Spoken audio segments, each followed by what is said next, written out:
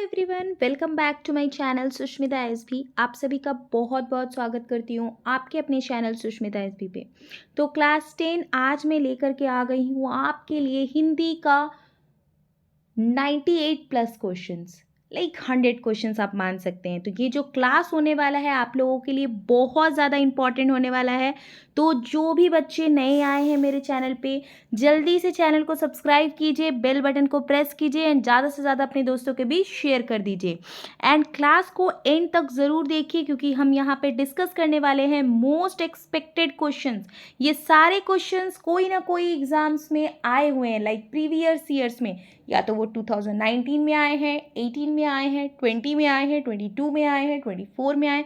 तो ये सारे क्वेश्चंस बहुत अच्छे से हम देखने वाले हैं, बहुत अच्छे से रिवीजन करते हुए चलिए। अगर आपको आंसर पता है तो आप कमेंट बॉक्स में आंसर करना भी ना भूलें, ठीक है। तो बढ़ते हैं हम क्वेश्चन नंबर 1 की तरफ। बहुत ज़्यादा क्वेश्चंस है, इसीलिए अच्छे से देखिए, सारे क्वेश्चंस को यहीं पे याद करते हुए जाइए। फर्स्ट क्वेश्चन, नेताजी के पाठ के लेखक, नेताजी का जो चश्मा पाठ है उसके लेखक कौन है? आंसर आप लोगों को पता ही होगा कौन है। ऑप्शंस देख लीजिए, स्वयं प्रकाश, रामवृक्ष बेनीपुरी, यशपाल और यतीन्द्र मिश्र। करेक्ट आंसर होगा ऑप्शन नंबर ए, स्वयं प्रकाश। याद रखिएगा, नेताजी का जो पाठ है, नेताजी का चश्मा जो पाठ है उसके लेखक कौन है? स्वयं प्रकाश जी, ठीक है। नेक्स्ट हम बढ़ते हैं क्वेश्चन नंबर 2 की तरफ। क्वेश्चन नंबर 2 देख लेते हैं। नेताजी का चश्मा पाठ के आधार पर बताइए कि हालदार साहब किसे देखकर आश्चर्यचकित हो गए। हालदार साहब जो है वो किसको देखकर आश्चर्यचकित हो गए थे? ऑप्शंस है पान वाले को, मूर्ति को, कैप्टन चश्मे वाले को देखकर, या इनमें से कोई नहीं। तो करेक्ट आंसर होगा ऑप्शन नंबर सी, कैप्टन चश्मे वाले को देखकर, क्योंकि कैप्टन चश्मा वाला जो है एक लंगड़ा व्यक्ति है और उसको देखकर जो है हालदार साहब क्या हो जाते हैं? आश्चर्यचकित हो जाते हैं। मेरे चैनल पे आप लोगों को फुल वीडियो भी मैंने जो है ना, नेताजी का चश्मा पाठ का भी फुल वीडियो जो है मेरे चैनल पे आपको मिल जाएगा। उसका क्वेश्चन आंसर का भी वीडियो आप लोगों को मिल जाएगा। जिन्होंने नहीं देखा है वो जाकर मेरे चैनल पे देख सकते हैं फुल वीडियो। नेक्स्ट है आपका क्वेश्चन नंबर 3, नेताजी का चश्मा पाठ के आधार पर बताइए कि कैप्टन देखने में कैसा था। नेताजी का चश्मा पाठ के आधार पे आपको बताना है कि जो कैप्टन था वो देखने में कैसा था। ऑप्शंस देखिए, बेहद बूढ़ा, मरियल सा, लंगड़ा, या इनमें सभी। तो करेक्ट आंसर हो जाएगा ऑप्शन नंबर डी, इनमें सभी। नेक्स्ट क्वेश्चन की तरफ हम बढ़ते हैं, क्वेश्चन नंबर 4 की तरफ बढ़ते हैं। क्वेश्चन नंबर 4 क्या है? पान वाला किस बारे में बात करने को तैयार नहीं था? पान वाला किस बारे में बात करने को तैयार नहीं था? तो यहाँ पे ऑप्शंस है कैप्टन के बारे में, हालदार साहब के बारे में, पान के बारे में, इनमें से कोई नहीं। तो करेक्ट आंसर होगा ऑप्शन नंबर ए, कैप्टन के बारे में।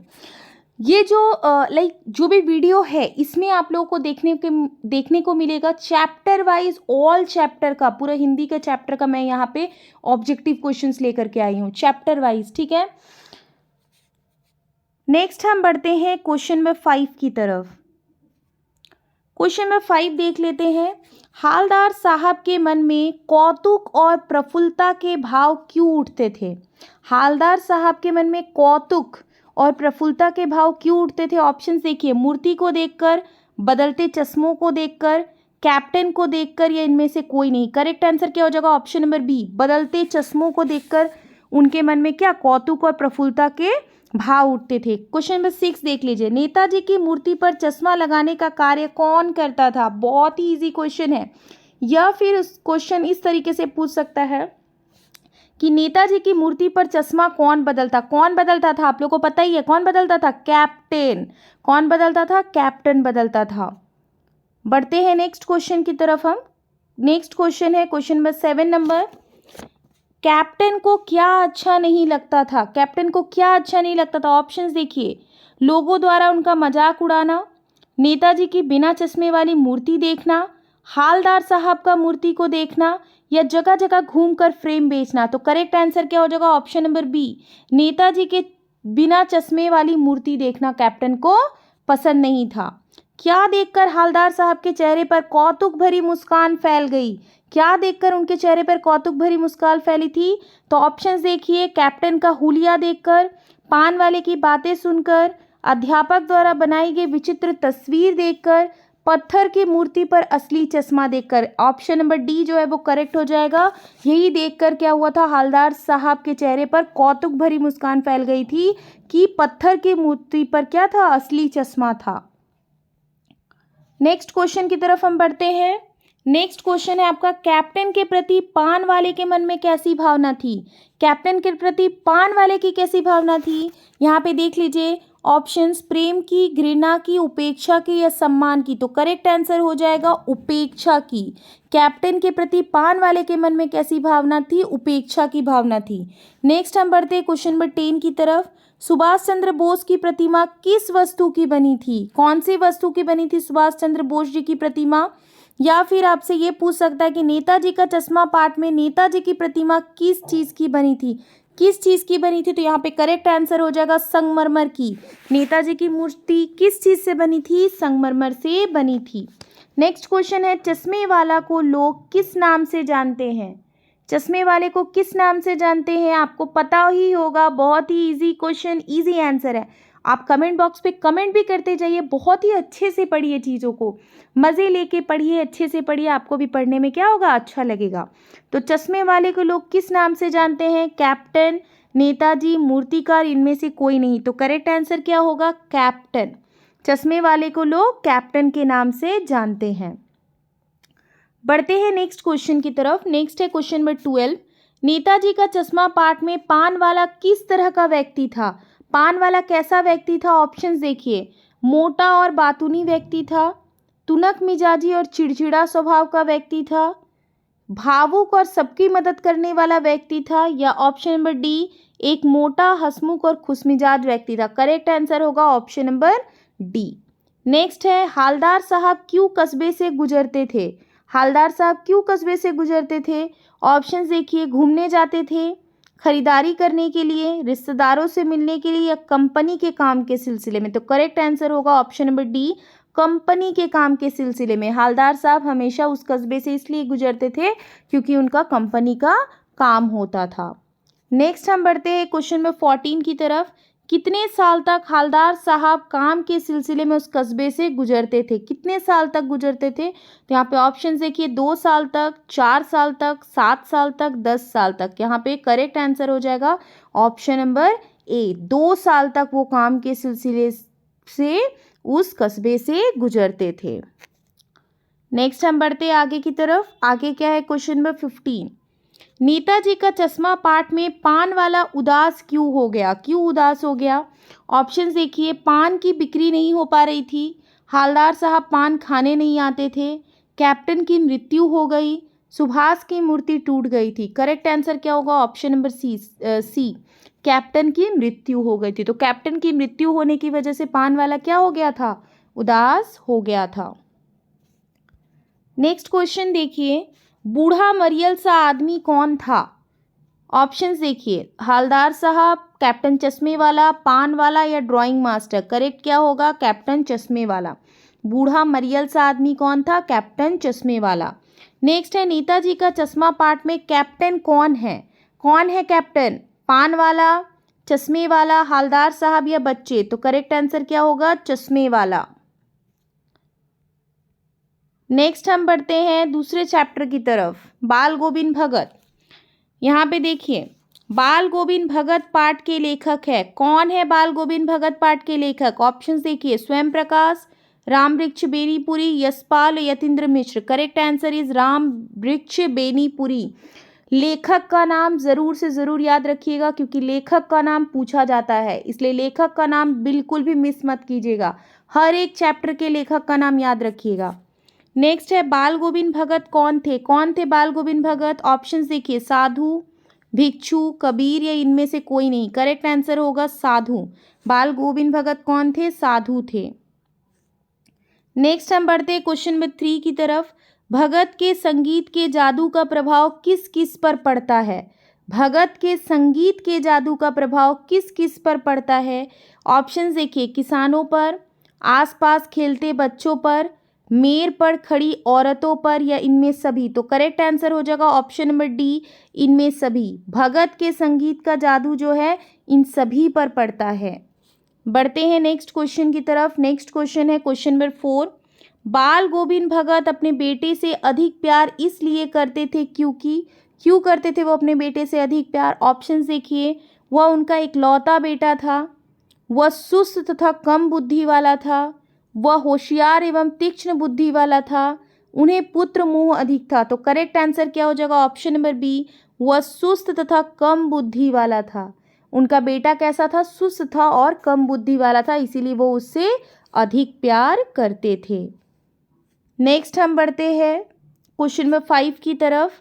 बाल गोविंद भगत ने पुतोहू से बेटे के मृत शरीर को मुखाग्नि इसलिए दिलवाई क्योंकि वे, ऑप्शंस देखिए, सामाजिक रूढ़ियों को तोड़ना चाहते थे, बहुत दुखी थे, अपने पुत्र से प्यार नहीं करते थे, इनमें से कोई नहीं। करेक्ट आंसर हो जाएगा ऑप्शन नंबर ए, सामाजिक रूढ़ियों को तोड़ना चाहते थे कि लड़कियां आग नहीं दे सकती, ऐसा हमारा मतलब समाज का है ना, लेकिन वो उसको तोड़ना चाहते थे कि लड़कियां भी मुखाग्नि कर सकती हैं। नेक्स्ट हम बढ़ते हैं क्वेश्चन नंबर 6 की तरफ। भगत गृहस्थ होते हुए भी वस्तुतः डैश थे। वो गृहस्थ होते हुए भी क्या थे? साधु थे। वो गृहस्थ तो थे लेकिन साधु की तरह हमेशा काम करते थे, बिल्कुल सच बोलते थे, झूठ नहीं बोलते थे। कबीर मठ में जाकर पहले जो भी उनके खेत में उपजता था उसको जाकर के वो क्या करते थे, वहाँ पे वहाँ पे जाकर के उसको चढ़ाते थे। Next question, question number 7। Question number 7 है, बाल गोविंद भगत के गीतों में कौन सा भाव व्यक्त होता था? बाल गोविंद भगत का जो गीत था उनमें कौन सा भाव व्यक्त होता था? ऑप्शंस देखिए, श्रृंगार भाव, विरह का भाव, ईश्वर भक्ति का भाव या वैराग्य का भाव। करेक्ट आंसर होगा ऑप्शन नंबर सी, ईश्वर भक्ति का भाव। वो जब गाते थे तो कैसा भाव व्यक्त होता था? ईश्वर भक्ति का भाव व्यक्त होता था। बढ़ते हैं नेक्स्ट क्वेश्चन की तरफ। खेतों में बच्चे क्या कर रहे थे? क्या कर रहे थे खेतों में बच्चे? ऑप्शंस देखिए, बच्चे उछल रहे थे, खेत में धान रोप रहे थे, गा और नाच रहे थे, इनमें से कोई नहीं। करेक्ट आंसर हो जाएगा ऑप्शन नंबर ए, बच्चे उछल रहे थे। बाल गोविंद भगत के कितने बच्चे थे? कितने बच्चे थे बाल गोविंद भगत के? तो बाल गोविंद भगत के इकलौता बेटा था, एक ही बेटा था उनका। नेक्स्ट क्वेश्चन, पतोह के भाई को भक्त जी ने क्या आदेश दिया? पतोह का जो भाई था उसको भक्त जी ने क्या आदेश दिया? ऑप्शंस देखिए, पतोह को दूसरी शादी नहीं करने का आदेश, पतोह की दूसरी शादी कराने का आदेश, पतोह को घर से बाहर नहीं निकलने का आदेश, इनमें से कोई नहीं। क्या आदेश दिया था? कि उनकी दूसरी शादी कर दो, पतोह की दूसरी शादी कराने का आदेश दिया था। तो ऑप्शन नंबर बी करेक्ट हो जाएगा। नेक्स्ट क्वेश्चन की तरफ हम बढ़ते हैं। बाल गोविंद भगत पाठ के आधार पर बताइए कि श्रम बिंदु का क्या अर्थ है? श्रम बिंदु का क्या अर्थ होता है? ऑप्शन देखिए, पसीना, आंसू, पानी की बूंद, ओस। तो करेक्ट आंसर हो जाएगा ऑप्शन नंबर ए, पसीना। बाल गोविंद भगत के पाठ के आधार पर श्रम बिंदु का क्या अर्थ होता है? पसीना। नेक्स्ट, तेरी गठरी में लगा चोर मुसाफिर, जाग जरा, पंक्तियाँ किस कहानी से ली गई है? कौन सी कहानी से इसको ली गई है? नेताजी का चश्मा, माता का आंचल, बाल गोविंद भगत, एक कहानी यह भी। तो करेक्ट आंसर होगा बाल गोविंद भगत। तेरी गठरी में लागा चोर मुसाफिर, जाग जरा, ये पंक्तियाँ कौन सी कहानी से ली गई है? तो बाल गोविंद भगत की। लेखक बाल गोविंद भगत की किस विशेषता पर अत्यधिक मुग्ध था? कौन सी विशेषता पर अत्यधिक मुग्ध था? ऑप्शंस देखिए, पहनावे पर, भोजन पर, मधुर गान पर या व्यवहार पर। तो मधुर गान पर। बाल गोविंद भगत जो है बहुत अच्छा गाना गाते थे, उसके मधुर मतलब गाने पे ही वो मुग्ध थे। नेक्स्ट क्वेश्चन है, बाल गोविंद भगत पाठ के आधार पर बताए रोपनी किसे कहते हैं? रोपनी किसको कहते हैं? रोपन को, धान की रोपाई को, धान की कटाई को, धान की खेती को। करेक्ट आंसर हो जाएगा ऑप्शन नंबर बी, धान की रोपाई को। 15, बाल गोविंद भगत का कद कैसा था? कैसा कद था? छोटा, लंबा, मझौला या बहुत ठीकना?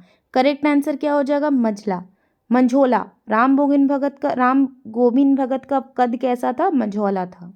बाल गोविंद भगत किसको साहब मानते थे? किसको वो साहब मानते थे? ऑप्शंस, कबीरदास को, सूरदास को, तुलसीदास को, रैदास को। तो वो कबीरदास को क्या करते थे? अपना साहब मानते थे। बढ़ते हैं नेक्स्ट क्वेश्चन की तरफ। नेक्स्ट क्वेश्चन देख लेते हैं।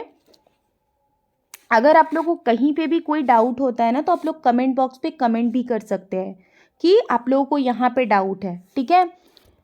बाल गोविंद भगत की संगीत साधना का चरम उत्कर्ष किस दिन देखा गया, कब देखा गया था? ऑप्शंस देखिए, जब वे बीमार थे, जब उनके इकलौते बेटे की मृत्यु हुई, जब वे धान की रोपाई कर रहे थे, या जब वे गंगा घाट पर जाते थे। तो यहाँ पे ऑप्शन नंबर बी करेक्ट हो जाएगा, जब उनके इकलौते बेटे की मृत्यु हुई। तो जब उनके इकलौते बेटे की मृत्यु हुई तो वो रो नहीं रहे थे, वो गाना गा रहे थे। तो बाल गोविंद भगत की संगीत साधना का चरम उत्कर्ष उसी दिन देखा गया था। नेक्स्ट क्वेश्चन, बाल गोविंद भगत किस प्रकार का पाठ है, कैसा पाठ है बाल गोविंद भगत? ऑप्शन से कहानी है, रेखा चित्र है, निबंध है या एकांकी है। तो करेक्ट आंसर हो जाएगा रेखा चित्र। बाल गोविंद भगत किस प्रकार का पाठ है? रेखा चित्र है, ठीक है।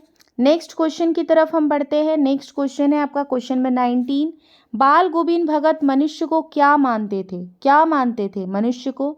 ऑप्शन देखिए, एक आदमी, एक आत्मा, एक व्यक्ति, एक व्यक्तित्व। करेक्ट आंसर होगा ऑप्शन नंबर बी, एक आत्मा।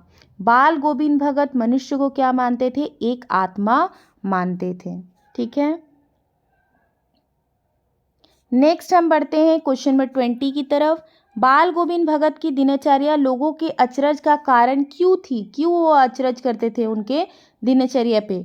ऑप्शंस देखिए, वे खरे थे, वे सच्चे थे, वे खरे एवं सच्चे थे, इनमें से कोई नहीं। करेक्ट आंसर क्या हो जाएगा? ऑप्शन नंबर सी, वे खरे एवं सच्चे थे। कौन? बाल गोविंद भगत जी। बढ़ते हैं हम नेक्स्ट चैप्टर की तरफ। अब देखिए, लखनवी अंदाज शीर्षक पाठ के लेखक का नाम क्या है? लखनवी अंदाज जो है वो किसने लिखा है? ऑप्शंस देखिए, यशपाल, प्रेमचंद्र, स्वयं प्रकाश, राम वृक्ष बेनीपुरी। यहाँ पे करेक्ट आंसर क्या हो जाएगा? Option number A, Yashpal. Next question, Lakhnavi Andaz पाठ के आधार पर बताएं कि अपदार्थ वस्तु किसे कहा गया है। अपदार्थ वस्तु किसे कहा गया है? तो यहाँ पे करेक्ट आंसर क्या हो जाएगा? खीरे को। अपदार्थ वस्तु किसको कहा गया है? खीरे को कहा गया है। नेक्स्ट क्वेश्चन की तरफ हम बढ़ते हैं। नेक्स्ट क्वेश्चन देख लेते हैं। अचानक रेल के डिब्बे में लेखक को देखकर नवाब की आंखों में कौन सा भाव दिखाई दिया? क्या भाव दिखाई दिया था? असंतोष, गुस्सा, खुशी और प्रेम। करेक्ट आंसर होगा असंतोष। रेल के डिब्बे में लेखक को देखकर नवाब साहब की आंखों में कौन सा भाव था? असंतोष का भाव था। नेक्स्ट हम बढ़ते हैं क्वेश्चन नंबर 4 की तरफ। नवाब साहब ने खीरे की तैयारी के बाद उसका क्या किया? खीरे का तैयारी करने के बाद उसको क्या किया नवाब साहब ने? ऑप्शंस देखिए, खिड़की से बाहर फेंक दिया, साथ बैठे मुसाफिरी को दे दिया, लेखक को दे दिए, स्वयं खा गए। तो करेक्ट आंसर क्या हो जाएगा? ऑप्शन नंबर ए, खिड़की से बाहर फेंक दिया। नेक्स्ट क्वेश्चन देखिए, डिब्बे में बैठे सज्जन को देखकर लेखक किस विषय में अनुमान करने लगे? क्या अनुमान करने लगे डिब्बे में बैठे सज्जन को देखकर? ऑप्शंस देखिए, नवीन कहानी के विषय में, रेलवे कर्मचारियों के विषय में, नवाब साहब की असुविधा और संकोच के कारणों के विषय में, दूरी के विषय में। तो करेक्ट आंसर होगा नवाब साहब की असुविधा और संकोच के कारणों के विषय में। नेक्स्ट क्वेश्चन देखिए, लखनवी अंदाज पाठ में लेखक वस्तुतः किस पर व्यंग किया है? ऑप्शंस देखिए, लेखकों पर, पतनशील सामंती वर्ग पर, गरीब लोगों पर, खीरा बेचने वालों पे। करेक्ट आंसर होगा पतनशील सामंती वर्ग पर क्या किया लेखक ने? व्यंग किया है। सफेद पोश का अर्थ है, सफेद पोश का क्या अर्थ है? ऑप्शंस देखिए, सफेद कपड़े पहनने वाला, साफ सुथरा या भद्र पुरुष। करेक्ट आंसर होगा भद्र पुरुष। सफेद पोश का क्या अर्थ है? भद्र पुरुष। नेक्स्ट हम क्वेश्चन की तरफ बढ़ते हैं। क्वेश्चन नंबर 8, लेखक ने ट्रेन में सेकंड क्लास का टिकट क्यों खरीदा? लेखक ने ट्रेन में सेकंड क्लास का क्यों टिकट खरीदा था? ऑप्शंस देखिए, अमीरी प्रदर्शन के लिए, आरामदायक सफ़र के लिए, नई कहानी के विषय में सोचने के लिए, पैसों की कमी के लिए। करेक्ट आंसर होगा ऑप्शन नंबर सी, नई कहानी के विषय में सोचने के लिए। नेक्स्ट देखिए, ज्ञान चक्षु खुलना का अर्थ है, ज्ञान चक्षु खुलने का क्या अर्थ है? ऑप्शंस देखिए, आंखें खुलना, ज्ञान के द्वार खुलना, ज्ञान होना या ज्ञान की नदी बहना। करेक्ट आंसर होगा ऑप्शन नंबर सी, ज्ञान होना। ज्ञान चक्षु खुलना का अर्थ है ज्ञान होना। नेक्स्ट हम बढ़ते हैं क्वेश्चन नंबर 10 की तरफ। क्वेश्चन नंबर 10 देख लेते हैं। लेखक के अनुसार लेखक के अनुमान के प्रतिकूल क्या था? लेखक के अनुमान के प्रतिकूल क्या था? ऑप्शंस देख लीजिए। डिब्बा खाली नहीं था, डिब्बा भरा हुआ था, डिब्बा साफ नहीं था, डिब्बा छोटा था। ऑप्शन नंबर ए सही हो जाएगा, डिब्बा खाली नहीं था। उन्होंने क्या अनुमान लगाया था कि ज़रूर डिब्बा खाली होगा, तो मैं वहाँ आराम से सोच पाऊंगा नई कहानी के बारे में। नेक्स्ट क्वेश्चन है, लेखक की पुरानी आदत क्या थी? क्या आदत थी लेखक को? ऑप्शंस देखिए। अकेले में गीत गाना, अकेले में सो जाना, अकेले में तरह तरह की कल्पनाएं करना और पुस्तक पढ़ना। Correct answer is option number C, अकेले में तरह तरह की कल्पनाएं करना। नेक्स्ट हम बढ़ते हैं क्वेश्चन नंबर 12 की तरफ। क्वेश्चन नंबर 12 है, नवाब साहब को क्या गवारा ना था? लेखक से बात करना, मझले दर्ज में यात्रा करते दिखना, खीरा खाना, इनमें कोई नहीं। करेक्ट हो जाएगा ऑप्शन नंबर बी, मंझले दर्जे में यात्रा करते दिखना। नेक्स्ट क्वेश्चन है, वार्तालाप की शुरुआत किसने की? लेखक ने, नवाब साहब ने, दुकानदार ने, इनमें से कोई नहीं। करेक्ट आंसर होगा ऑप्शन नंबर बी, नवाब साहब ने। नेक्स्ट क्वेश्चन है आपका, लेखक कनखियों से किसकी ओर देख रहे थे? ऑप्शंस देखिए। खिड़की की तरफ, घर की तरफ, स्टेशन की तरफ, नवाब साहब की तरफ। करेक्ट आंसर है नवाब साहब की तरफ। नेक्स्ट क्वेश्चन, लखनऊ स्टेशन पर कौन खीरे के इस्तेमाल का तरीका जानते हैं? ऑप्शंस देखिए। नवाब साहब, लेखक, खीरा बेचने वाले, इनमें से कोई नहीं। करेक्ट आंसर होगा खीरा बेचने वाले। लखनऊ स्टेशन पर कौन खीरे के इस्तेमाल का तरीका जानते हैं? तो वो है खीरे बेचने वाले। नेक्स्ट हम बढ़ते हैं एक कहानी यह भी के ऑब्जेक्टिव क्वेश्चंस की तरफ। नेक्स्ट है आपका, एक कहानी यह भी पाठ के लेखक कौन है? कौन है इसके लेखक?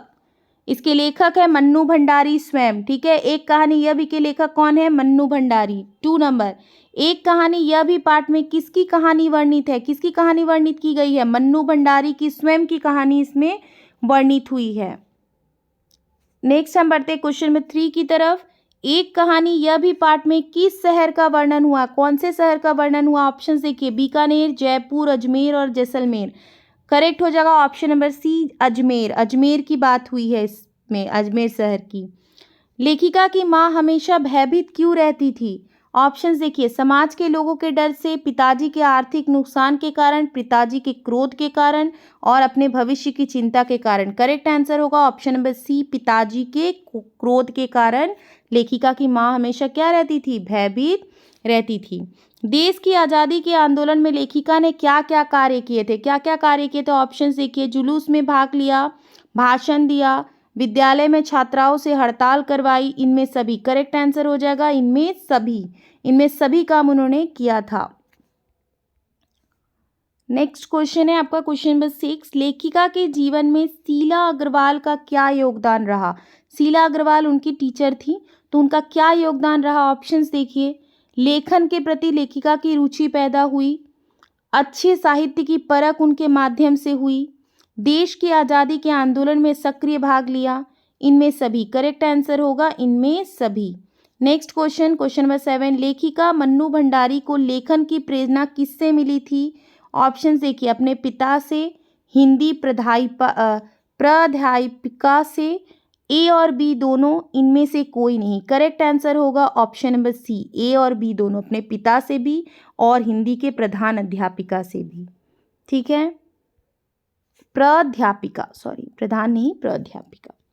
लेखिका के पिता द्वारा लिखे गए शब्दकोश से उन्हें किसकी प्राप्ति हुई?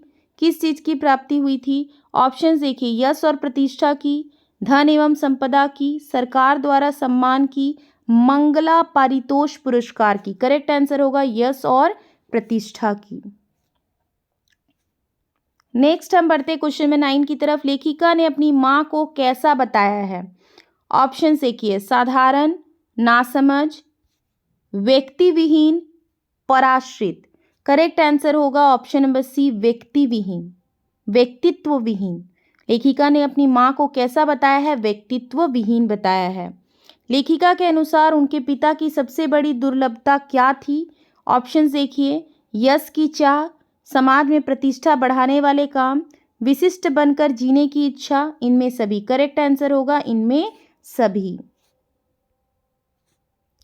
नेक्स्ट क्वेश्चन देखिए, कॉलेज की प्रिंसिपल ने लेखिका के पिता को किस कारण पत्र लिखा? कौन से कारण पत्र लिखा था? ऑप्शंस देखिए, लेखिका की गतिविधियों की शिकायत करने के लिए, लेखिका की प्रशंसा करने के लिए, लेखिका द्वारा पढ़ाई लिखाई न करने के लिए, लेखिका विद्यालय में उपस्थित ना होने के लिए। तो करेक्ट आंसर होगा ऑप्शन नंबर ए, लेखिका की गतिविधियों की शिकायत करने के लिए। नेक्स्ट क्वेश्चन है, मन्नू भंडारी की हिंदी प्राध्यापिका का क्या नाम था?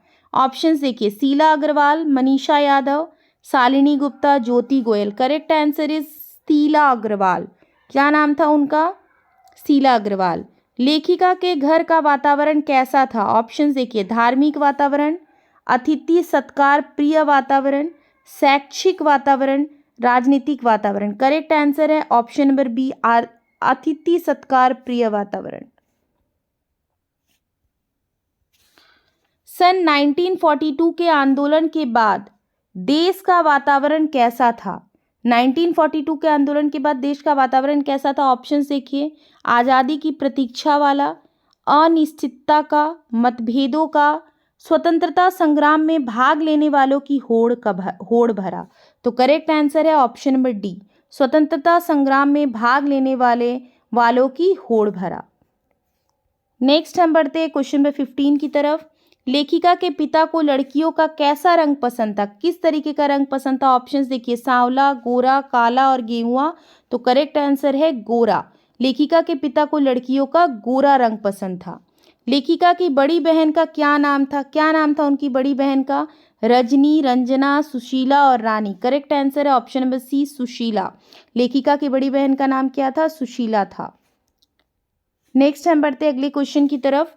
लेखिका ने अपने पिता के शक्की स्वभाव का क्या कारण बताया? ऑप्शंस देखिए, अपनों द्वारा विश्वासघात, पत्नी के बुरे चाल चलन के कारण, बच्चों द्वारा चोरी करना, नौकरी छूट जाने के कारण। करेक्ट ऑप्शन है अपनों द्वारा विश्वासघात। अगर कोई भी अपना आपका अगर विश्वासघात करता है ना, तो आपका क्या होता है? विश्वास उठ जाता है। ठीक है, तो वही था लेखिका के पिता का शक्की स्वभाव होने का कारण। नेक्स्ट क्वेश्चन की तरफ हम बढ़ते हैं। नेक्स्ट क्वेश्चन है, डॉक्टर साहब कौन थे? डॉक्टर साहब कौन थे? ऑप्शंस देखिए, लेखिका के संबंधी, उनके पारिवारिक चिकित्सक, स्वतंत्रता सेनानी, लेखिका के पिता के मित्र। तो करेक्ट आंसर है ऑप्शन नंबर डी, लेखिका के पिता के मित्र। जैनेन्द्र का कौन सा उपन्यास लेखिका को पसंद आया था? ऑप्शंस देखिए, त्यागपत्र, सुनीता, भाभी, परख। तो करेक्ट आंसर है सुनीता। जैनेन्द्र का जो है सुनीता नामक उपन्यास लेखिका को पसंद आया था। नेक्स्ट हम बढ़ते हैं क्वेश्चन नंबर 20 की तरफ। लेखिका मन्नू भंडारी का बचपन किस शहर में बीता था? Options, Kanpur, Ajmer, Jaipur, Jaisalmer. Correct answer is Ajmer. लेखिका का बचपन कहाँ पे बीता था? अजमेर में बीता था। अब बढ़ते हैं नेक्स्ट क्वेश्चन की तरफ। नेक्स्ट क्वेश्चन है आपका, नौबत खाने में इबादत चैप्टर से। तो नौबत खाने में इबादत पाठ के लेखक कौन हैं? कौन है इसके लेखक? ऑप्शन, स्वयं प्रकाश, मन्नू भंडारी, यशपाल, यतीन्द्र मिश्र। करेक्ट आंसर हो जाएगा यतीन्द्र मिश्र। नेक्स्ट क्वेश्चन है क्वेश्चन नंबर 2, सुशीर वादों से क्या तात्पर्य? ऑप्शंस देखिए, जो वाद देखने में सुंदर हो, जो मधुर ध्वनि उत्पन्न करते हो, जो फूंक कर बजाए जाने वाले हो, जो तबले के समान बजाए जाने वाले हो। करेक्ट आंसर है ऑप्शन नंबर सी, जो फूंक कर बजाए जाने वाले हो। नेक्स्ट क्वेश्चन है क्वेश्चन नंबर 3, किस भाषा के लोकगीतों में शहनाई का उल्लेख मिलता है? कौन से भाषा के लोकगीतों में मिलता है शहनाई का उल्लेख? ऑप्शंस देखिए, छत्तीसगढ़ी भाषा, अवधी भाषा, ब्रज भाषा, भोजपुरी भाषा। करेक्ट आंसर होगा अवधी भाषा। अवधी भाषा के लोकगीतों में शहनाई का उल्लेख मिलता है।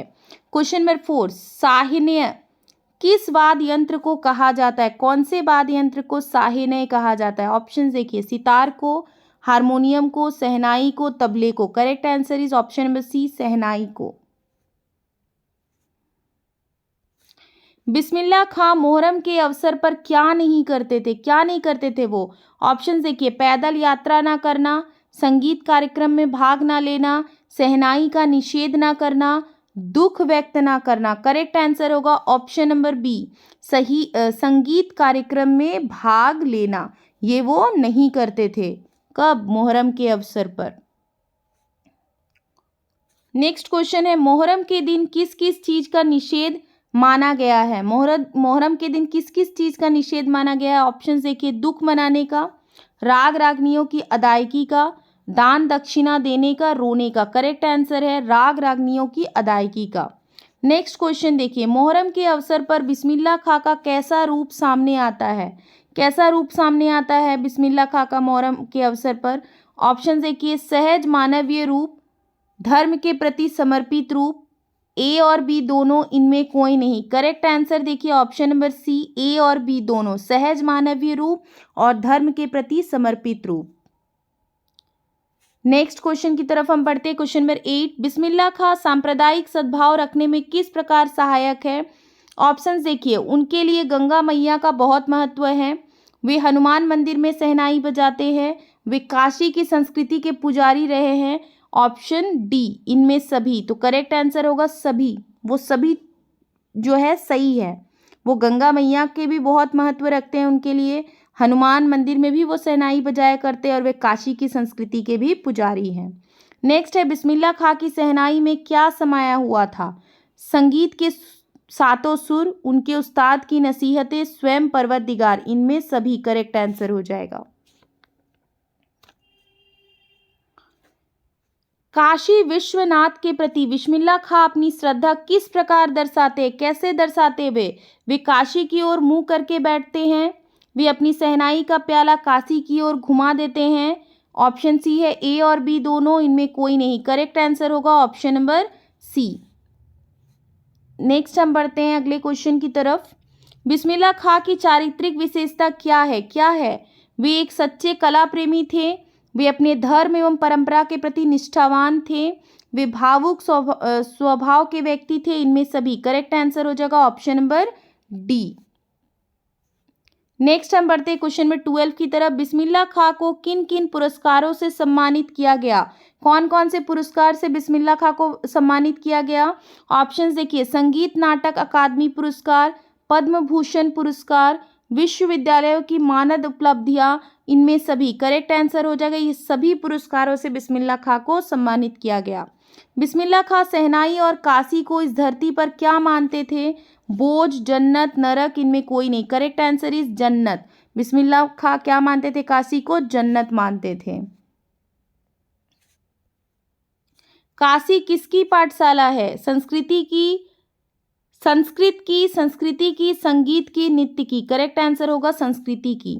शहनाई की ध्वनि को क्या कहा जाता है? क्या कहा जाता है? ऑप्शन नंबर सी करेक्ट हो जाएगा, मंगल ध्वनि। बिस्मिल्लाह खां का बचपन का नाम क्या था? क्या नाम था बिस्मिल्लाह खां का? तो यहाँ पे ऑप्शन में बी करेक्ट हो जाएगा। बहुत ही इंपॉर्टेंट क्वेश्चन है कि बिस्मिल्लाह खां का बचपन का नाम क्या था? अमीरुद्दीन।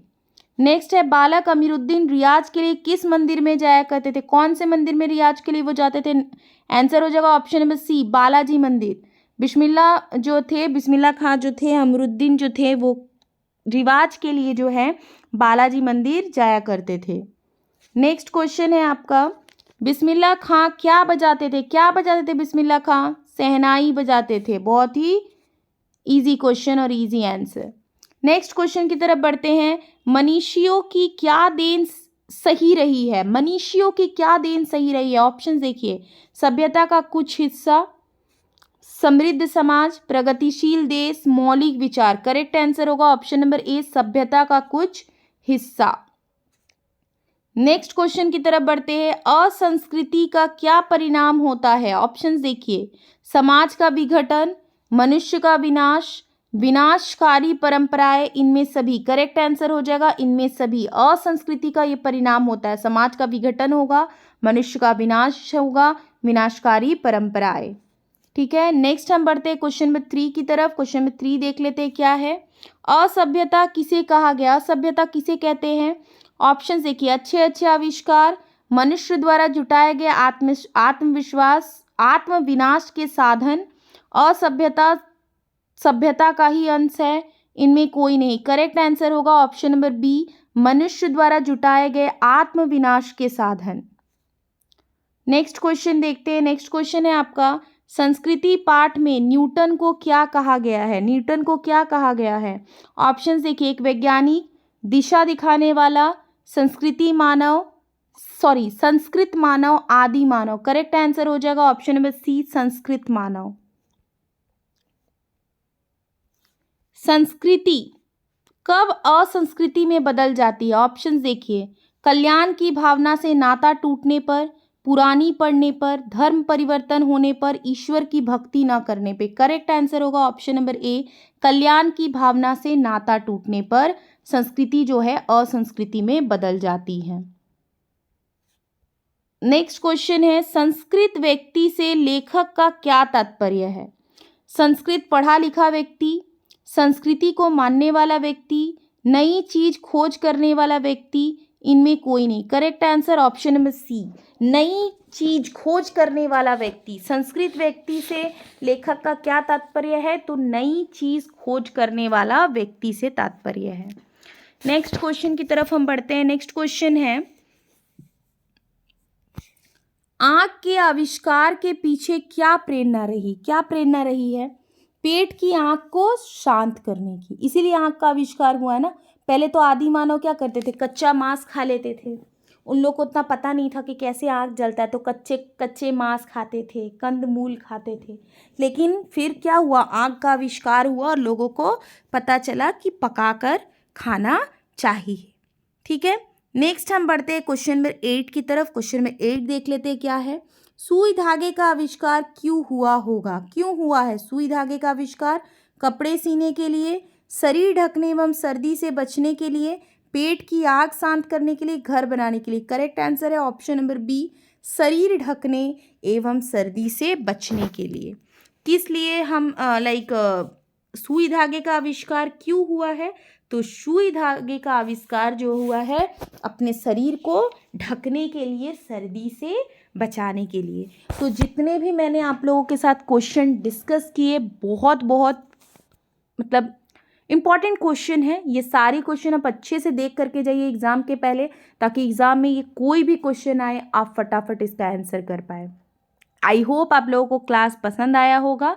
जो नए आए हैं चैनल पे, चैनल को सब्सक्राइब किए बिना ना जाए, चैनल को सब्सक्राइब करें, लाइक कर दें और अपने दोस्तों के बीच ज़्यादा से ज़्यादा शेयर कर दीजिए। हम फिर मिलेंगे नेक्स्ट क्लास में। ठीक है, तो अभी के लिए इतना ही।